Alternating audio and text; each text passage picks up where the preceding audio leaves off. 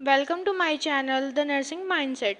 तो पिछली वीडियो में हम बहुत कुछ देख चुके हैं मेंटल का। तो इस वीडियो में हम स्टार्ट करने वाले हैं यूनिट 6।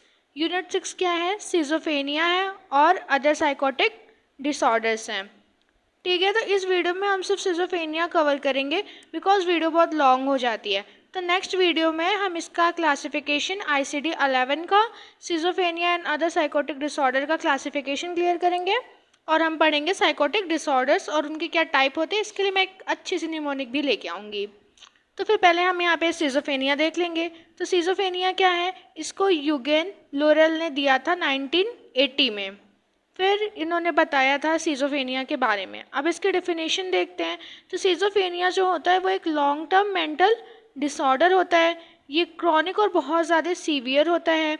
ये कैरेक्टराइज होता है, इसको हम कैसे कैरेक्टराइज करते हैं? क्या कि जो पर्सन है वो बहुत डिस्टर्ब हो जाएगा, वो भी मल्टी मॉडलिटीज़ में। मल्टी मॉडलिटीज़ का मतलब है कि वो अपनी थिंकिंग और थॉट्स, उसकी थिंकिंग सही नहीं रहेगी, वो बहुत कुछ सोचने लग जाएगा, वो अपने थॉट्स के थ्रू डिल्यूजन में चला जाएगा, वो किसी भी चीज़ को अलग तरीके से परसेप्शन में लेगा, उसको हेलुसिनेशंस होगी और उसका जो इमोशन और बिहेवियर होगा वो पूरी तरीके से चेंज हो जाएगा। वो इन सबको स्टेबल नहीं कर पाएगा, वो अपने इन्वायरमेंट और इनसाइट में प्रॉपर डिफ्रेंशिएशन नहीं कर पाएगा। नेक्स्ट हम इसका प्रीवेलेंस और इंसिडेंस देखेंगे। तो प्रीवेलेंस क्या होता है? इसका प्रीवेलेंस जो है वो पूरे वर्ल्ड में खाली 1% है, मतलब बहुत रेयर है। अगर इसका लाइफ टाइम प्रीवेलेंस देखा जाए तो पर 1000 पीपल में से बस ये 3 से 7 पीपल्स में ही पाया जाता है। ये मोस्टली मैन में हो जाता है, फीमेल्स में थोड़ा कम होता है। और अगर जियोग्राफिकल एरिया की बात की जाए तो ये सबसे ज़्यादा अर्बन में पाया जाता है। इसका इंसिडेंस कितना है? अगर एनुअल वर्ल्ड वाइड देखा जाए तो खाली 15 से 20 नए केसेस आते हैं पर 10,000 पीपल्स पर ईयर। अब नेक्स्ट हम इसकी इटियोलॉजी देखेंगे। इटियोलॉजी के इसके 3 फैक्टर हैं, बायोलॉजिकल, सोशियो कल्चरल और साइकोलॉजिकल। तो बायोलॉजिकल में क्या होगा कि न्यूरो स्ट्रक्चरल, जो न्यूरॉन्स होते हैं उनके स्ट्रक्चर्स में कुछ हो जाएगा, जेनेटिक हो जाएगा और पेरीनेटल जो पीरियड होता है उसके रिस्क फैक्टर की वजह से भी हो सकता है। अगर सोशियो कल्चर की बात करें तो इसमें इकोनॉमिक स्टेटस देखते हैं और सोशल मोबिलिटी देखते हैं कि कोई कहाँ से आया है, किसी दूसरी जगह से आया है, तो उस वजह से भी वो हो सकता है। अगर साइकोलॉजिकल एक्सपेक्ट की बात की जाए तो वर्नेबिलिटी जो होती है वो हाइपोथेसिस कर जाती है स्ट्रेस की वजह से, और वो अपने इमोशन को प्रॉपर एक्सप्रेस नहीं कर पाएगा, वो अंदर ही अंदर उस चीज़ को लेकर के कुढ़ता रहेगा, जिसकी वजह से उसका मेंटल स्टेटस डिसेबल हो जाएगा। यानी कि जो हार्मोन होते हैं हमारे न्यूरोट्रांसमीटर्स, वो प्रॉपर वर्क नहीं कर पाएंगे, वो इमोशनली उसको बैलेंस नहीं कर पाएंगे। किसी भी फैमिली हिस्ट्री में हो वो प्रॉब्लम तो भी आ सकती है, या फिर कोई साइको एनालिटिकल थ्योरी यानी कि बचपन में वो उसको मतलब अच्छे से ट्रीट नहीं किया गया हो, उसका जो चाइल्डहुड पीरियड है वो बहुत ज़्यादा पैनिक भरा होगा, तो उसकी वजह से भी सिजोफेनिया हो सकता है। नेक्स्ट हम बात करेंगे पैथोफिजियोलॉजी। पैथोफिजियोलॉजी मतलब कि ये कैसे होता है, क्या क्या चेंजेस आते हैं। तो पहले क्या होगा कि जेनेटिक और इन्वायरमेंटल फैक्टर को हम कंसीडर करेंगे। तो जेनेटिक और इन्वायरमेंटल फैक्टर्स में क्या होगा कि जो न्यूरो डेवलपमेंट होता है वो एबनॉर्मल हो सकता है, जिसकी वजह से ब्रेन जो होगा उसका मैच्योरेशन भी एबनॉर्मल होगा, ऑब्स्टेट्रिक कॉम्प्लिकेशंस हो सकता है और अर्ली ब्रेन इंजरी हो जाएगी। और नेक्स्ट क्या होगा, अगर ब्रेन न्यूरो डेवलपमेंट ही नहीं हो रहा है तो न्यूरोकेमिकल डिसरेगुलेशन तो होना ही था। अगर डोपामाइन इंक्रीज हो गया तो क्या हो जाएगा, हाइपर एक्टिव हो जाएगा और उसको पॉजिटिव सिम्टम्स आने लगेंगे, वो चीज़ों के बारे में बहुत ज़्यादा सोचने लगेगा, उसके थॉट्स, उसके परसेप्शन, उसके हेलुसिनेशंस बढ़ जाएंगे।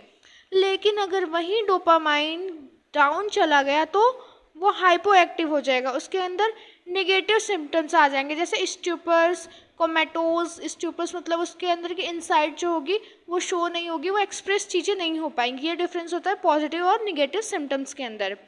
ग्लूटामाइन डिसफंक्शन, इसमें क्या होगा, NMDA रिसेप्टर्स जो होते हैं वो बहुत कम फंक्शन करने लगेंगे, क्योंकि ग्लूटामाइन का डिसफंक्शन हो रहा है। नेक्स्ट क्या है, सेरोटोनिन इम्बैलेंस। अब सेरोटोनिन इम्बैलेंस हो गया तो इतना कुछ न्यूरोट्रांसमीटर्स में चेंज हुआ है, हार्मोनल चेंज हुआ है, तो ब्रेन का स्ट्रक्चर जो है कैसा है, अब वो भी चेंज हो जाएगा। उसकी जो वेंट्रिकल्स होती हैं हमारे ब्रेन में वो इनलार्ज हो जाएंगी और जो भी ग्रे मैटर होते हैं वो रेड्यूस होना शुरू हो जाएंगे और जो नर्व की कनेक्टिविटी है वो भी एबनॉर्मल हो जाएगी। अब फोर्थ स्टेज में क्या होगा कि ब्रेन का फंक्शन जो है वो पूरा पूरा एबनॉर्मल हो जाएगा, यानी कि सिजोफ्रेनिया के साइन सिम्टम अब पेशेंट के अंदर शो होने लगेंगे। तो अब हम देखेंगे कि उसके क्लिनिकल मैनिफेस्टेशन मतलब साइन और सिम्टम्स क्या होते हैं।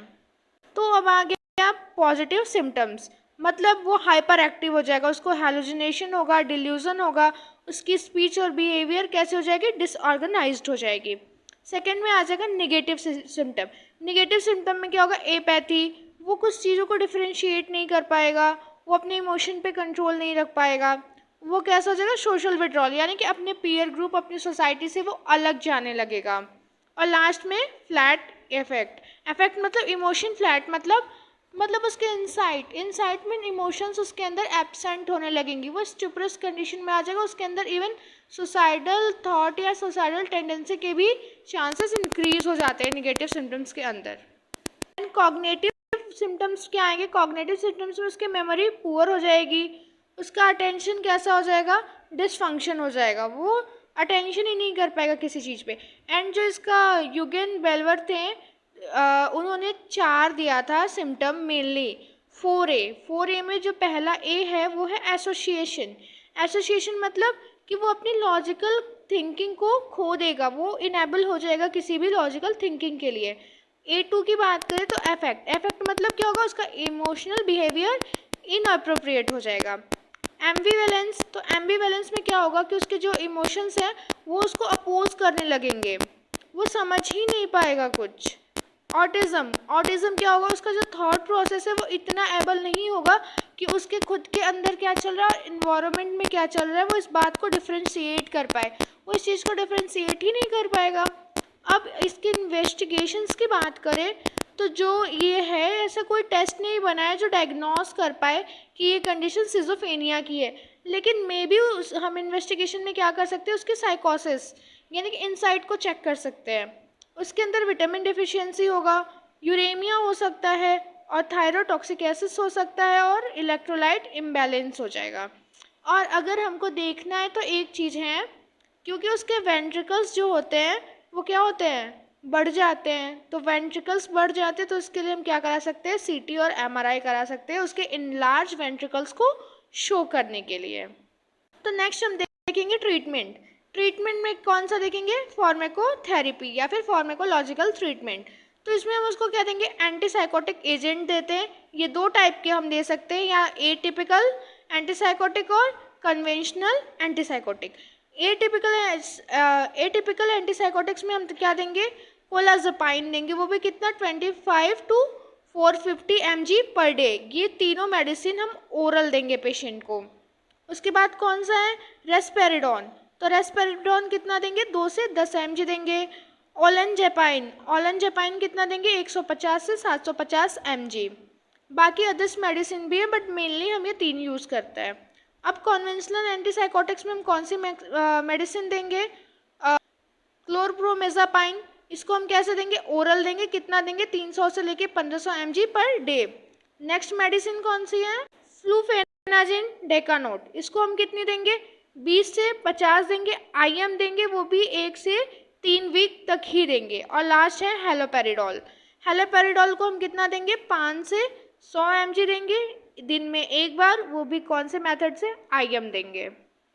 फॉर सिम्टोमेटिक ट्रीटमेंट्स हम अदर मेडिसिन भी यूज़ कर सकते हैं, जैसे एंटी डिप्रेसेंट, अगर वो उसके मूड डिसऑर्डर्स के सिम्टम्स शो होते हैं तो हम उसको मूड स्टेबलाइज़र दे सकते हैं, और वो हाइपर एक्टिव है तो बेंजोडाइज़ेपाइंस भी दे सकते हैं। इसमें हम मोस्टली उसको ECT देते हैं। ECT क्या है, इलेक्ट्रो कन्वल्सिव थेरेपी, ये मैं आपको सेपरेट वीडियो में एक्सप्लेन कर चुकी हूँ, तो प्लीज़ आप एक बार मेरे चैनल को जाके चेक करें। हम ग्रुप थेरेपी, बिहेवियर थेरेपी और कॉग्निटिव फैमिली थेरेपी उसको देते हैं। मैं एक नई वीडियो भी लाने वाली हूँ थेरेपीज़ पे इसके बाद।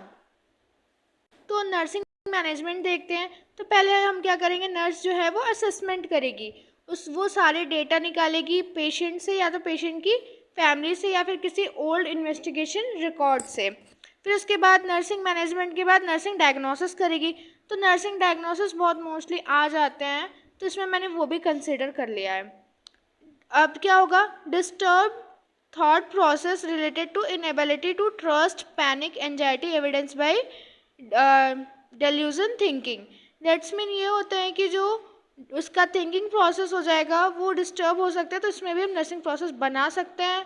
और ये फॉर्मेट जो है एनसीपी का वो तो सबको आता ही होगा, बट फिर भी मैं एक बार एक्सप्लेन कर दे रही हूँ। इसमें क्या होगा कि थॉट प्रोसेस जो हमारे पेशेंट का है वो डिस्टर्ब हो जाएगा। ये किसकी वजह से होगा, क्योंकि वो किसी के ऊपर ट्रस्ट नहीं कर पाएगा, उसकी इनसाइट काम नहीं कर रही है। और हम इसको एविडेंस कैसे करेंगे, डिल्यूजन, उसके अंदर डिल्यूजन होने लगेगा, वो अपनी बीवी को ही नहीं पहचानेगा, वो अपनी बीवी को ही उल्टा सीधा कहेगा। Effective health maintenance, ineffective health maintenance, अब उसकी हेल्थ भी मेंटेन नहीं है, रिलेट किससे कर रहा है, उसकी इनएबिलिटी ट्रस्ट की वजह से। क्यों नहीं कर रहा है, और उसके एविडेंस में क्या हो रहा है, उसके एविडेंस में ये हो रहा है कि वो फूड और फ्लूइड इंटेक भी इनएडिक्वेट कर रहा है, जिसकी वजह से उसका वेट लॉस हो सकता है। वो सेल्फ केयर नहीं कर पाएगा, रिलेट किससे कर रहा है, क्योंकि उसको विड्रॉल सिम्टम आ रहा है, मतलब वो अपनी ही चीज़ों से दूर भाग रहा है। ये एविडेंस कर देगा उसकी डिफ़िकल्टी और कैरी आउट टास्क, वो किसी भी टास्क को कंप्लीट ही नहीं कर पाएगा, क्योंकि वो विड्रॉल सिम्टम से पीड़ित है। नेक्स्ट हम इंटरवेंशंस देखेंगे कि नर्सेस क्या कर सकती है। तो नर्सेस पहले एसेस करती है उसके माल न्यूट्रिशन और डिहाइड्रेशन को लेकर के, उसको अप्रोच करेंगी कि पेशेंट जो है वो काम रहे, उसके साथ एम्पैथी से बिहेव करेंगी, और जो भी है उसके साथ आई कांटेक्ट करके बात करेंगी, ताकि पेशेंट बेटर अंडरस्टैंडिंग कर पाए। अगर कोई भी मिस इंटरप्रिटेशन हो जाती है पेशेंट के साथ, तो वो वहाँ से क्लियरिफाई कर देगी, वो आर्ग्यूमेंट को अवॉइड करेगी। पता चला मेंटल का पेशेंट है, उसने कोई गलती कर दी, तुम उसको डांटने गए, पता चला तो हम क्या करोगे, 4 थप्पड़ वही रख देगा तुमको। उसके बाद हम केयरफुली मॉनिटर करते हैं कि उसके डिल्यूजन की रिक्वायरमेंट क्या है, और वो पेशेंट डिल्यूजन क्यों कर रहा है, और हम ये भी देखेंगे कि कहीं वो खुद को या किसी और को तो हार्म ना कर दे। हम पेशेंट को इनकरेज करेंगे कि वो अपनी फीलिंग्स को प्रॉपर एक्सप्रेस करे, और जितना हो सके पॉसिबल इनकरेजमेंट हमको उसको देनी होती है कि अपनी चीज़ों को अंदर मत छुपा के रखो, बाहर निकलो। इसके लिए हम डिफरेंट टाइप ऑफ थेरेपीज़ भी यूज़ करते हैं। तो नेक्स्ट वीडियो जो होगी वो हमारी थेरेपीज़ की होगी। पहले हम साइकोटिक्स कंप्लीट कर लेंगे, उसके बाद थेरेपीज़ की होगी। Thank you.